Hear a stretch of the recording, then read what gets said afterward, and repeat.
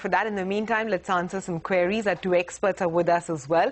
And on the line with us now is Preeti, who's called in from Bangalore. Hi, Preeti. Hi. Okay, I'm planning to invest some 5,000 rupees, as an initial, because I have no clue how it works. Okay. Okay. So I just want an expert advice on, is 5,000 enough for the first investment, and which are the sectors I can look at? I was considering banks like ICICI and SBI.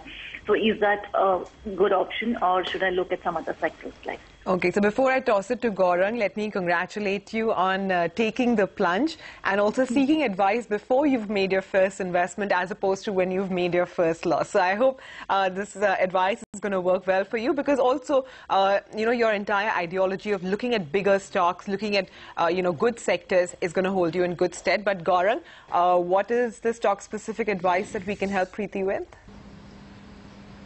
Well, I would definitely agree with you, Sumaira, on the advice that you've given her. Primarily, I would say the sector that she has identified, banking, is a great one to be with. We are in a top-down interest rate scenario, and as we go forward from here on, in case if the domestic data points are supportive, we may see further rate cuts coming through.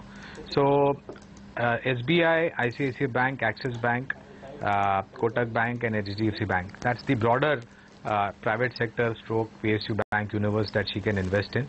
Other than that, IT and pharma. In IT, Infosys, TCS, HCL Tech, Tech Mahindra, Personal System and Mindtree. And in pharma, Sun Pharma, Lupin, Dr. Reddy's, Aurobindo Pharma. My advice also to her would be to have a longer term time frame. And if she's starting with, say, 5,000 rupees, and if she is going to increase this amount further, then the priority should be banking and IT. And in the two sectors, you should concentrate on the stocks that I've mentioned, and systematically be very disciplined in investing the amount in your equity market, and also at the same time have a goal in mind, so that whenever you achieve that kind of return that you want, it is prudent to take money off the table as well and keep a long-term time horizon.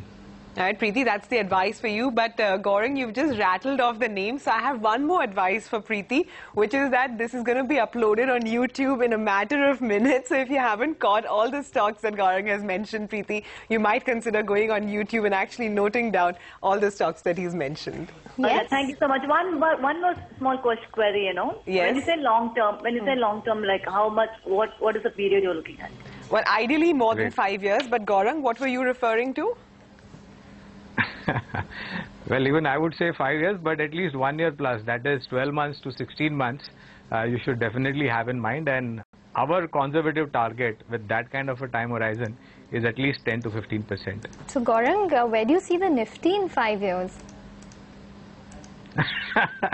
Well, Ekta, that's your guess is as good as mine. But we believe till calendar year end, we should be above 30,000, and calendar year end is about December 2015. You're talking about Nifty or Sensex? Sensex. I'm talking about Sensex. Sumaira, I would die. I'll fall off the chair. Just confirming.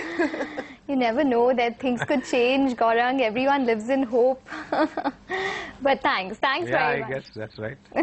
Thanks very much for joining in and talking to us and solving all of those queries. Pankaj as well as Gaurang for joining in on the stock as well as on the personal finance space. But with that, we also have to wrap up on the show. So do remember that you can keep sending us all your stock queries by posting it on our Money Control message board. Stay tuned. Closing bell will take up all the action for the weekend closing for the markets in the next 1 hour.